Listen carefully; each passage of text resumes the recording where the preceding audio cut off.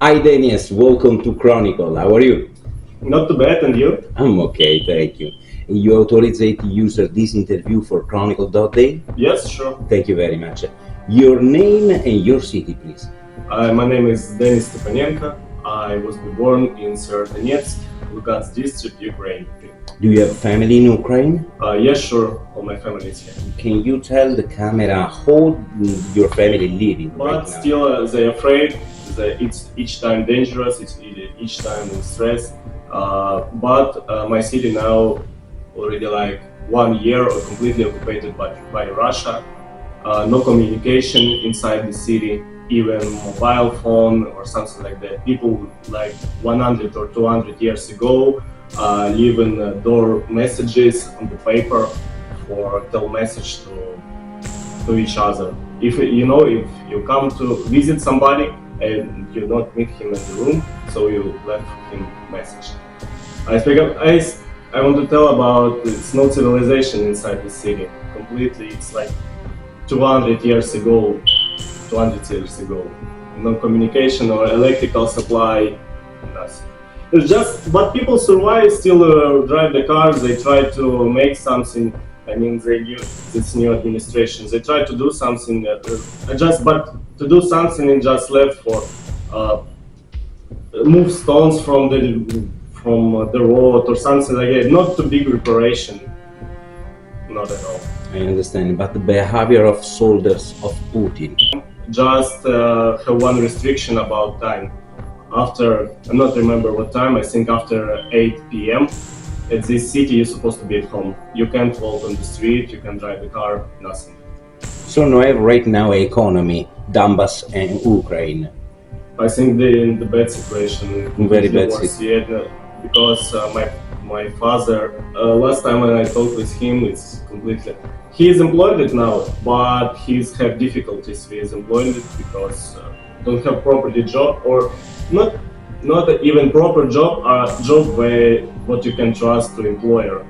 Any employer try to save your money or something like that. So I don't think so. What you can wait for your wage, for. What is the first target of the soldiers? The soldiers come in Ukraine. What looking for first?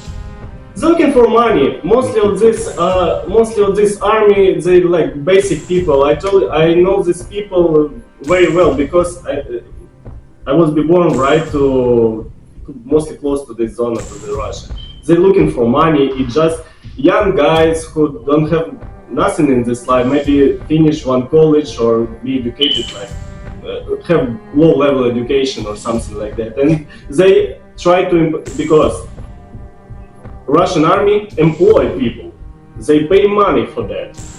And they even employ prisoner. Maybe you heard the story about them or no? Prisoner who sit in prison 9 years, murders, cipher, everybody, they employ them to the army. So they're looking for money, that's all.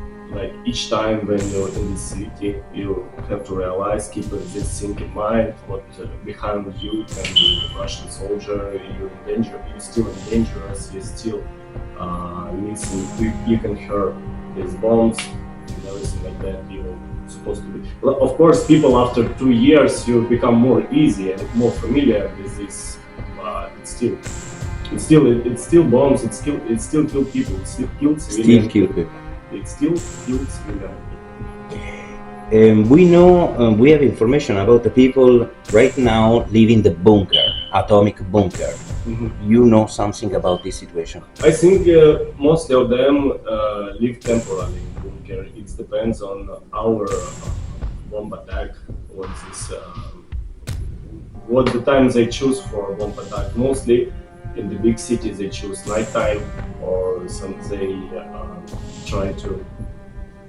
they try to attack our communication, like electrical supply mostly, and these administration centers too. But what about people in worker? Of course, who is these people? It's women, it's children, it's pregnant women, it's everybody, children, men, everybody who try to survive, who try to. But still saying the risk. Yes, but still stay in the risk. But this bunker, it's not looks I want to explain for people, this bunker, it's not looks like completely safety place like metal box with 2 feet of weights. No, it's just simple stools. It's just simple. Simple regular Subway. Subway, regular subways, regular basement of the building, big huge basement with this hot pipe, this pipe hot water. You know how it's going, right, in real life. So just apartment and have basement, and people try to survive in this apartment, in this basement. But it is what it is, right? It's better than stay at your home. So. This video can go in Ukraine. You want to say something to your family across the camera? Я люблю всех очень сильно, я люблю свой народ, украинцев.